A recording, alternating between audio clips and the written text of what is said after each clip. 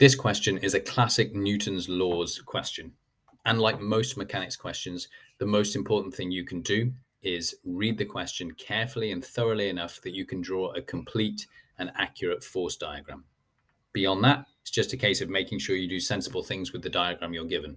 Typically, the equations involved will not be too complicated or take too long to construct. There might be, even with the most complicated questions, maybe 3 different equations you have to solve, maybe substitute something into something else. In this question, the equations are very straightforward.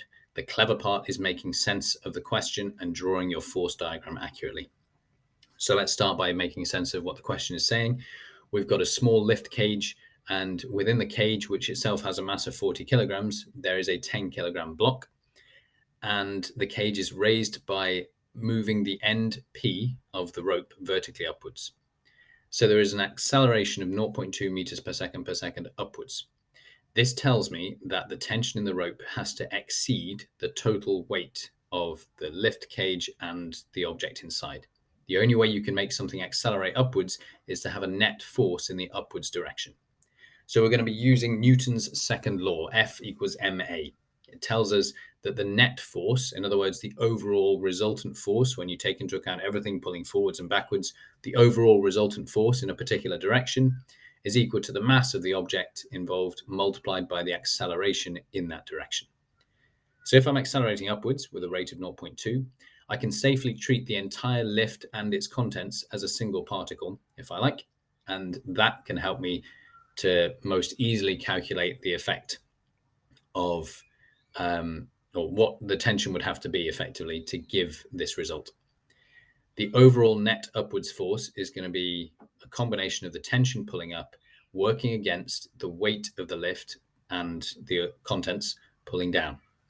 Now, if the total mass is 50 kilograms, the total weight is going to be 50 G newtons, 50 times 9.8 or 9.81, depending on what the question has specified.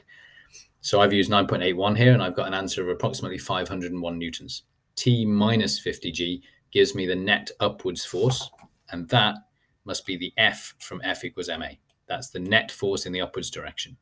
And then a mass of 50. Notice this one is 50 because it's the mass in kilograms, not 50 G, which would be the weight in newtons. And then we multiply by A, which is the acceleration we were given, also in the upwards direction. So the net upwards force is equal to mass multiplied by the net upwards acceleration. And it's as simple as that. You might get 500 newtons if you're using 9.8 instead of 9.81 for your acceleration due to gravity. And that's also fine. For part B, they ask for the magnitude of the force exerted on the block by the lift cage. And for this, your force diagram might end up looking a little more confusing. But actually, you don't need to worry about all of the forces. I've drawn on a few extra ones in case you've got more drawn on for yourself. But the only ones we care about on this diagram are the red forces, the R and the 10G, that are acting on the block inside. Those are the forces that we care about because we're only interested in how big the force is that's exerted on the block by the lift cage. And if you think about it, the block is not being pulled upwards by the rope, at least not directly. It's being pushed upwards by the base of the cage that it's in. So all we need to look at is the forces acting on that block.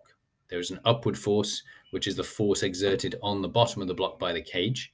And then there's its own downwards force, which is the weight of the block.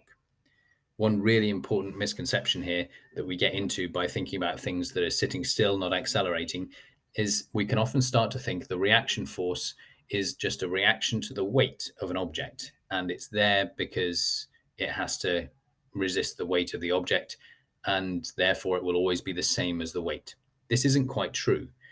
But it is true for something that isn't moving. If there are no other forces acting, the reaction force pushing up on an object will balance the weight force of the object pulling down. But that's only because the object has to remain in equilibrium, has to remain not moving and not accelerating.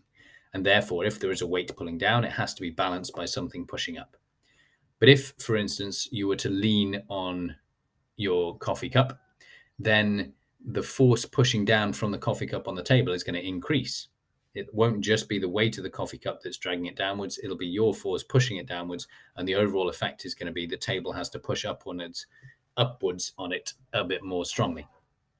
The other thing that can happen is you start to lift something and that reduces the contact force with the surface, even if you haven't fully picked it up. If you've taken some of the weight, then just like if you drop a heavy thing on your toe and someone tries to help you, but they can't quite lift the thing, they may still ease some of your pain by exerting some upwards force on the heavy object. They can reduce the contact force between your toe and the washing machine you dropped on it. Now, in this case, the block is accelerating upwards. So we know for sure that whatever force is exerted on it by the bottom of the lift, it must be greater than its own weight. Because if it wasn't, the thing wouldn't be accelerating. Newton's law applies to any object. So we can take whichever object we're interested in looking at any given time and apply Newton's laws to it. We could, for instance, look at the entire lift cage, but exclude the block inside. If we did that, we'd have to consider not just the tension pulling upwards and the 40 kilogram mass, which causes a weight of 40 G downwards, but we'd also have to think about the force that the block exerts on the lift, and that is the R pushing down. This R is the equal and opposite force that Newton's third law talks about. Every action has an equal and opposite reaction. These are the two equal and opposite reactions to one another. The block pushes down on the lift cage. The lift cage pushes up on the block. And you could calculate that T minus 40G minus R is equal to 40 times 0.2. But the easiest way to do this is just to look at the forces acting on the block itself, because the force here is equal to this force anyway. We'll get R minus 10G is the total net upwards force. And because that's the net upwards force for this 10 kilogram object, it's equal to the mass of 10 multiplied by the upwards acceleration of 0.2. So when we rearrange a little bit, we should end up with 100 newtons. And again, this I'm quoting to 3 significant figures because I'm using G accurate to 3 significant figures, 9.81.